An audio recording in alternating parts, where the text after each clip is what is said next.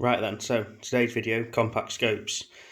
Obviously with the PCPs getting smaller and stuff, scopes seem to be getting smaller as well. Gone are the days of the big long Airmax that you used to have, or the Sidewinder and things like that. They seem to have fallen out of favour with shooting now. When I was looking for a compact scope, I was torn really between these three, which is the Airmax compact, the CP3 Optisan, or the MTC Copperhead. So the Airmax, which is this one, is a 3-12 with an IR, illuminated reticle. This Optisan is a CP3, this is the 3-12 as well, and the Copperhead is a 4-16.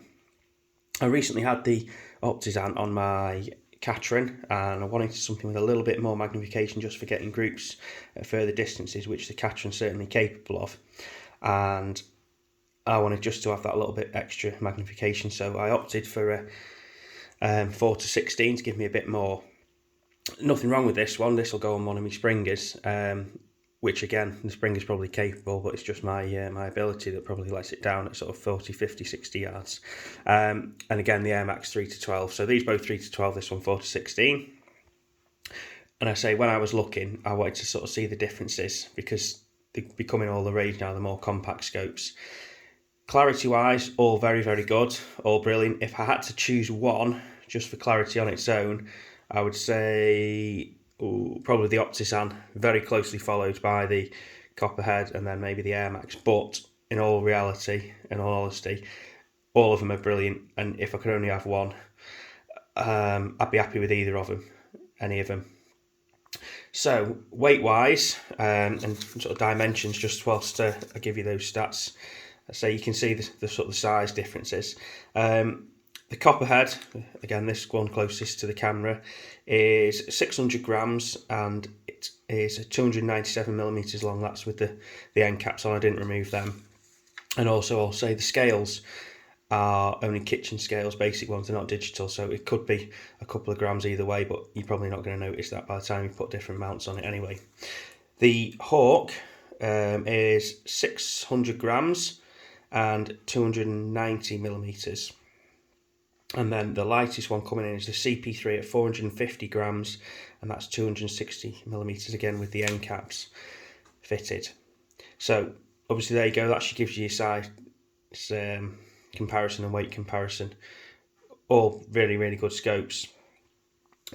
Reticle wise, all slightly different, so if you're interested in getting one of these, do have a look at the reticle style and decide which one suits you. I'm still torn really between which one I like best. They're all very good. This one, I would say the Airmax is probably the clearest and easiest to use. It doesn't seem as cluttered. The Optisan seems a bit mostly cluttered, but it's lighter, so it really is variable. And you need to have a look through and choose which one suits you best.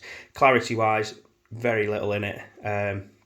Again, the Optisan's slightly probably better than Copperhead than the Airmax, but it's tricky. It's only because I've got the luxury of having a look through all three that I can make that decision. So hopefully, if you want to, if you are interested in getting one of these, then you do your research and have a look through them yourself. Okay, just to throw into the mix, sort of a budget one as well.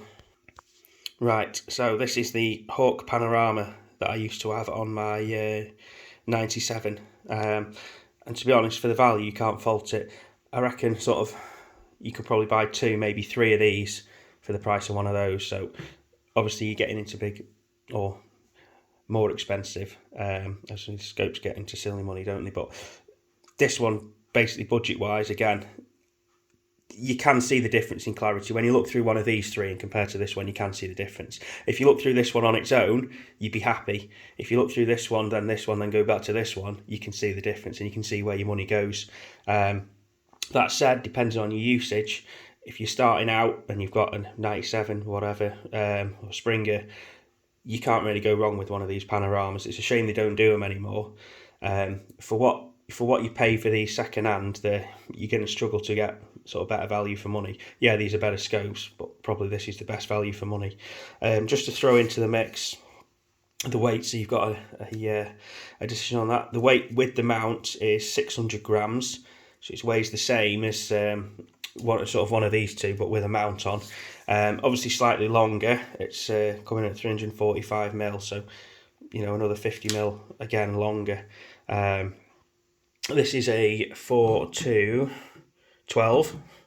Been that long since I've used that one with the EV. So it does have an illuminated reticle, but there's no parallax adjustment, whereas all these are side parallax adjustment, obviously, as you'd expect when you start spending bigger money. But yeah, just to throw out there, these are the compact scopes, and there's a comparison between the three, because hopefully that'll help someone out there, because when I was looking at, there was no, I couldn't see a video comparing all three. Hopefully that compares all three. If there's anyone got any questions that hasn't been covered in these, let me know, and I'll try and answer you. But hopefully this video will help someone out who's looking for a new scope and wants to go down the sort of the more compact range. Okay, cheers, I'll leave it there.